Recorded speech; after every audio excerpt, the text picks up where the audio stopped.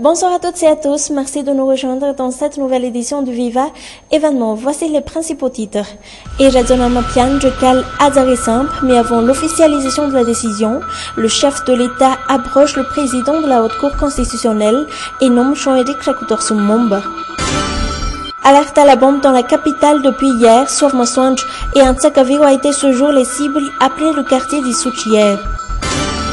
Et dans les actualités internationales, le scandale de corruption en Turquie fait descendre dans la rue des milliers de Turcs, les manifestants qui demandent aujourd'hui le départ du Premier ministre au pouvoir. À la une de l'actualité, ces décrets présidentiels pris par Irraisonnablement pian, des décrets qui touchent la composition de la Haute Cour constitutionnelle, l'unique juridiction compétente pour traiter du sort du président de la République dans le cas où celui-ci entre en violation de la Constitution. Irraisonnablement pian a ainsi abrogé la nomination du président de la HCC. Explication. C'est devant un conseil des ministres spécial que Irraisonnablement pian tente d'expliquer les décrets présidentiels qu'il a signés quelques heures auparavant.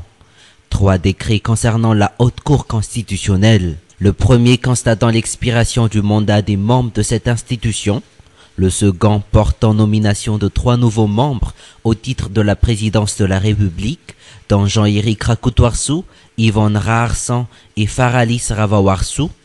Quant à la troisième, il porte sur l'abrogation du décret présidentiel ayant nommé l'actuel président de la Haute Cour constitutionnelle, en l'occurrence Jean-Michel Razon-Arvouni.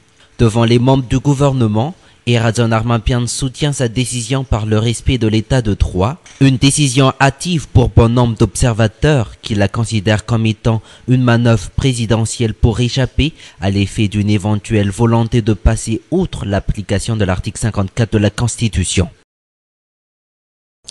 Irraisonnablement pian se montre intangible sur la question de nomination du Premier ministre en marge d'une rencontre avec des officiers de l'armée et de la gendarmerie. Le président n'a ni confirmé ni démenti les rumeurs selon lesquelles il aurait recalé Adzaresimp, le Premier ministre présenté par le MAPAR et le GPS. Plus de détails sur les images d'Yves.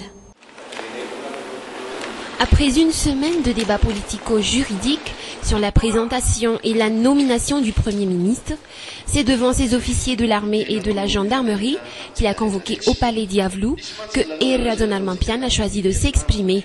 Une occasion pour le président de montrer qu'il travaille, et ce, même après un mois de ralentissement des affaires nationales.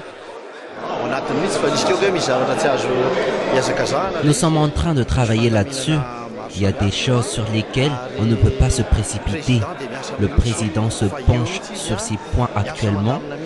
Il travaille là-dessus tout en prenant compte l'esprit de la réconciliation nationale et le respect strict de la loi. Qui sera le Premier ministre ? Hier, Irraisonnablement pian a reçu successivement en audience Adzaresimp et Jules Etienne. Face à la presse ce jour, le président n'a ni confirmé ni démenti les informations sur l'éventuel refus de nomination d'Adzaresimp à ce poste.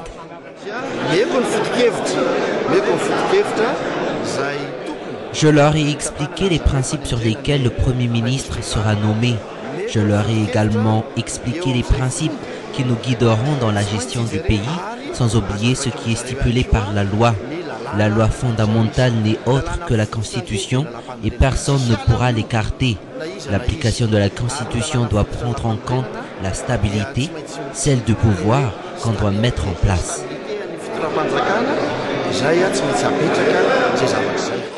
Le nouveau chef du gouvernement sera-t-il nommé incessamment ? Le chef de l'État n'a donné aucune précision, une image qui laisse voir qu'il serait encore en train de trouver d'autres issues, des issues qui lui permettront d'échapper à l'application de l'article 54 de la Constitution. Et comme on vient de le dire tout à l'heure, le chef de l'État a convoqué à Iavlou les hauts responsables de l'armée ce matin. Au menu principal, les consignes en matière de sécurité.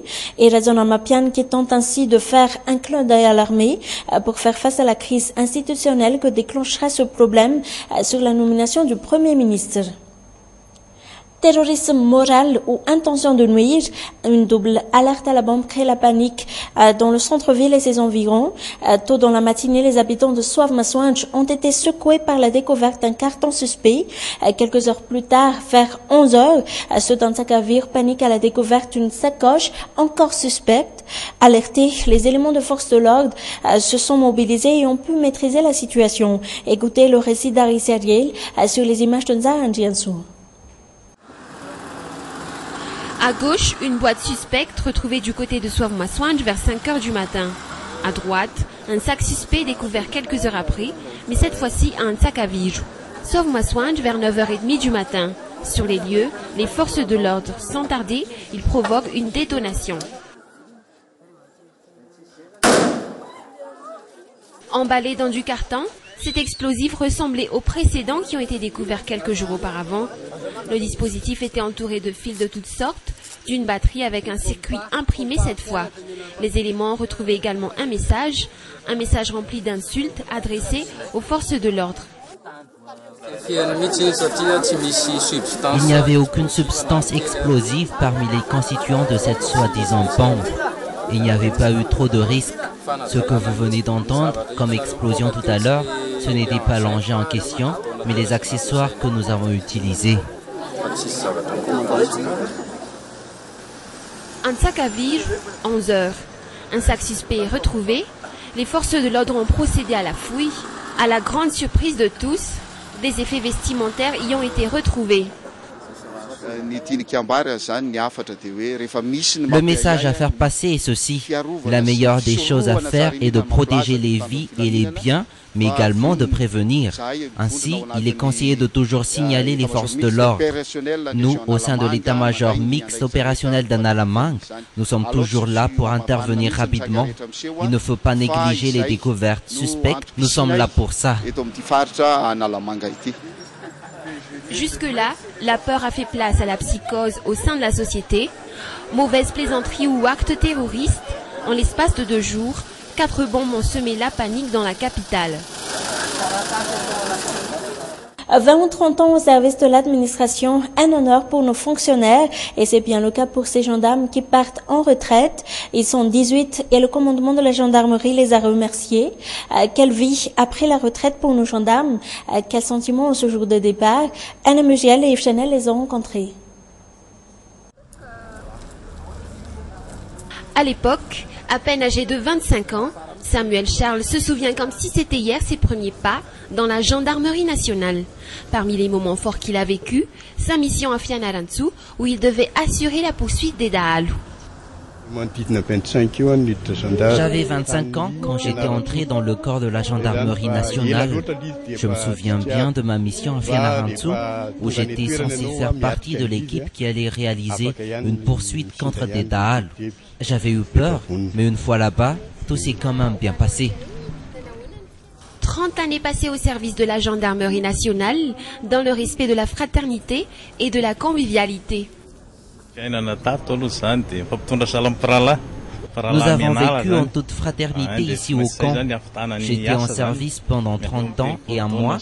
L'ambiance était agréable.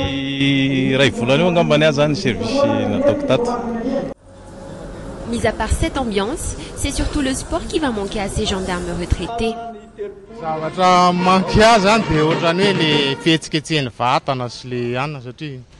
C'est surtout le sport qui va me manquer. Ces dernières années, j'étais devenu bureaucrate, mais auparavant j'étais envoyé en périphérie et il fallait s'entraîner beaucoup à cette époque. Maintenant qu'on part en retraite, on devrait continuer à faire du sport. Mon ancien bureau se trouve là-haut, vous voyez, là j'ai assuré la création des unités. Le voyage s'achève ici, l'exécution des commandements a pris fin, une nouvelle vie commence, une nouvelle vie qui se rapproche beaucoup de l'enfance.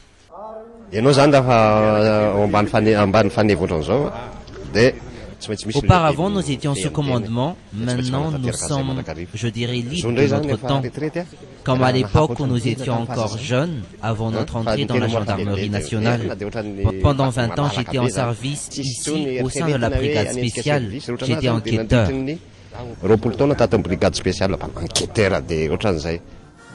Sortir par la grande porte, ces 18 gendarmes ont accompli leur mission et ont reçu tous les honneurs ce jour. Leurs confrères leur ont rendu hommage à travers une remise de reconnaissance. Les restes de l'actualité en bref et en images. D'abord, ce coup de filet de la gendarmerie nationale, la section Tanaville qui vient de saisir des armes à feu, Kalachnikov et pistolets automatiques, des balles avec 6 bandits, des bandits recherchés depuis longtemps pour des attaques à main armée faisant toujours 2 victimes. Et la relance de la coopération démarre pour la Grande Île en attendant la conférence des bailleurs annoncée par le président de la République à la tribune de l'Union africaine. Voilà qu'un non-responsable chinois, son vice-ministre des Affaires étrangères débarque. Une mission de 4 jours qui consiste à renforcer la relation sino-malgache. Les portes de la 9e édition du Foire internationale de Madagascar s'ouvriront le 15 mai prochain. Une édition qui mettra encore une fois en valeur les produits malgaches. Plus de 500 exposants sera attendu au parc Forello Expo Tanzmat. Je vous propose d'écouter les explications des organisateurs. Cette 9e édition de la FIM aura comme prisme la question de la croissance verte. Pas exclusivement puisque l'événement est multisectoriel. Mais c'est vrai qu'il nous faut maintenant spécifier ce que pourrait être cette économie.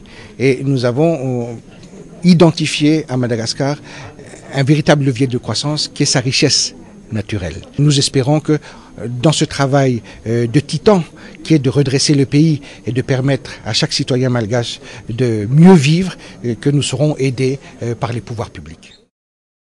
Et dans les actualités internationales, la Turquie où des milliers de personnes sont descendues dans la rue mercredi soir à Istanbul et Ankara pour demander le départ du Premier ministre Erdogan.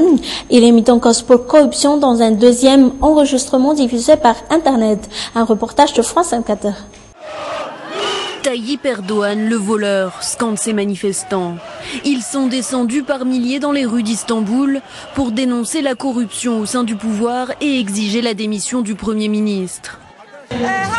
Bien que tout soit au grand jour, toute cette corruption et tout l'argent qu'il a volé, il s'entête au lieu de démissionner. Ce Premier ministre et son gouvernement n'ont plus de légitimité. Il n'y a pas d'autre solution que leur départ. Cela fait 2 mois que le gouvernement est empêtré dans un scandale de corruption. Lundi soir, la diffusion d'une conversation téléphonique attribuée au Premier ministre a de nouveau enflammé le pays. Dans cet enregistrement, pour le moment non authentifié, Recep Tayyip Erdogan demanderait à son fils Bilal de se débarrasser d'une somme compromettante d'environ 30 millions d'euros, quelques heures après un coup de filet policier visant des dizaines de ses proches. Des accusations auxquelles le Premier ministre a vigoureusement répondu mardi, dénonçant une attaque perfide. Il n'y a aucune allégation à laquelle je ne puisse répondre. Mais ni les membres de l'AKP ni moi-même ne seront leurrés par leurs pièges, visant à nous faire changer de programme. Dans ce match, nous ne nous rendrons pas. Malgré ce climat de forte tension, le président Abdullah Gül a finalement promulgué la réforme du Haut Conseil des juges et procureurs, un texte très controversé car il renforce l'emprise du gouvernement islamo-conservateur sur la justice. L'opposition a immédiatement saisi la Cour constitutionnelle, estimant que cette nouvelle loi est exclusivement destinée à étouffer les enquêtes pour corruption visant le gouvernement. Point final à cette édition. Merci de l'avoir suivi. Nous vous donnons rendez-vous demain à la même heure. Au revoir.